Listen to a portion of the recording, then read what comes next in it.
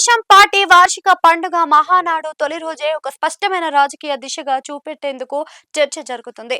పసుపు పండుగ వేదికగా టీడీపీ కేవలం ప్రస్తుత రాజకీయాల గురించే మాట్లాడడానికి పరిమితం కాకుండా రాబోయే తరాలకు దృష్టిలోని పెట్టుకొని విజన్ పాలసీని సిద్ధమన్నట్లుగా సంకేతాలు ఇచ్చిందని అంటున్నారు.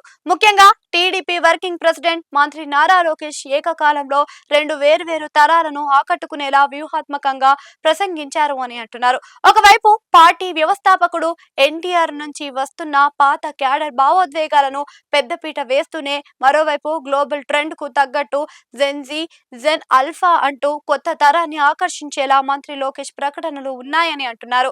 మహానాడు తొలి రోజు తీసుకున్న నిర్ణయాలు, ఐటీ మంత్రి నారా లోకేష్ ప్రసంగం గమనిస్తే టీడీపీ తనను తాను ఒక ఫ్యూచర్ రెడీ డిజిటల్ పార్టీగా ప్రొజెక్ట్ చేసుకోవడానికి ప్రయత్నాలు ప్రారంభించిందని విశ్లేషిస్తున్నారు. ప్రస్తుతం ప్రపంచవ్యాప్తంగా జెన్జీ కోసమే చర్చ జరుగుతుంది. ప్రపంచంలో ఎక్కడ ఏ రాజకీయ సామాజిక ఉద్యమం అనేది జరిగినా దాని వెనుక జెన్జీ యువతే ఉంటున్నారు. తాజాగా ఆన్లైన్ సంచలనంగా మారిన కాక్రోచ్ జనతా పార్టీ కూడా జెన్జీ ప్రభావమే అని విశ్లేషిస్తున్నారు. జెన్జీ అంటే 1997 నుంచి 2012 మధ్య పుట్టినవారు. అంటే దాదాపు 30 ఏళ్ల లోపు ఉన్న యువత. సామాజిక మాధ్యమాలలోని సామాజిక కార్యక్రమాల్లోని ఎక్కువగా ప్రభావితం అవుతున్నారు అని చెబుతున్నారు. ఈ తరాన్ని ఆకట్టుకోవడంతో పాటు వారి తర్వాత వచ్చే తరాన్ని ఆకర్షించేలా ఫ్యూచర్ ప్లాన్ రెడీ చేస్తున్నట్లుగా మంత్రి లోకేష్ ప్రకటించడం ఆసక్తికర చర్చగా మారిందని అంటున్నారు. మహానాడు వేదికగా జెన్జీతో పాటు జెన్ ఆల్ఫా కోసం కూడా తాము పనిచేస్తామని, వారికి గొప్ప అవకాశాలు ఉన్నాయని లోకేష్ ప్రకటించారు.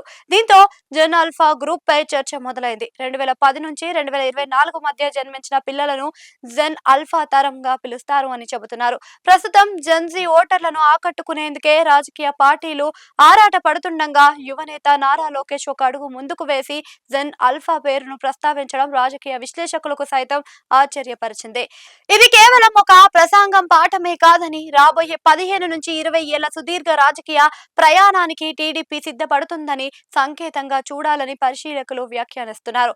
Amaravati, quantum valley, AI city, global infrastructure వంటి సాంకేతిక అంశాలను లోకేష్ నిరంతరం ప్రస్తావించడం వెనుక ఉద్దేశం ఇదే అంటున్నారు. సాంకేతికతతో పెరిగే జెన్ ఆల్ఫా మానసిక స్థితిని తగ్గట్టుగానే పార్టీని ఇప్పటి నుంచి మలచాలనేదే లోకేష్ వ్యూహంగా కనిపిస్తుందని చెబుతున్నారు. ఈ future ready mind set Mahanadu నిర్వహణలో స్పష్టంగా కనిపించిందని అంటున్నారు. భౌతికంగా హాజరైన క్యాడర్ తో పాటు డిజిటల్ మాధ్యమాల ద్వారా లక్షలాది మందిని అనుసంధానిస్తూ నిర్వహించిన హైబ్రిడ్ మహానాడు సాంకేతికతకు అద్దం పట్టిందని చెబుతున్నారు. దీనికి తోడు రాబోయే స్థానిక సంస్థల ఎన్నికల్లో మహిళలకు 33% టికెట్లు కేటాయిస్తామని లోకేష్ ప్రకటించడం అత్యంత సాహసోపేతమైన నిర్ణయంగా అభివర్ణిస్తున్నారు.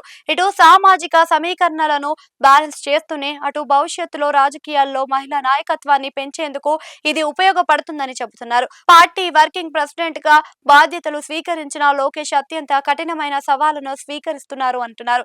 ఎన్టీఆర్ ఆశయాలు, సంక్షేమ పథకాలు, పాత తరం గ్రౌండ్ లెవెల్ పాలిటిక్స్ ను వదలకుండా ఈ సరికొత్త జెన్జీ, జెన్ ఆల్ఫా టెక్నాలజీలను, విజన్ ను ఎలా అనుసంధిస్తారు అనేది చూడాల్సి ఉంటుంది అని కూడా అంటున్నారు.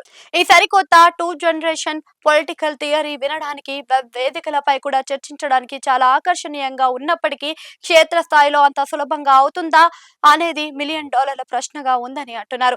గ్రామీణ ప్రాంతాలలో పాత క్యాడర్ ఇంకా సాంప్రదాయ రాజకీయ శైలిలోనే ఉన్నారని, వారిని డిజిటల్ ఓటర్ల ఆలోచనలకు అనుగుణంగా మార్చడం పెద్ద సవాలుగా చెబుతున్నారు.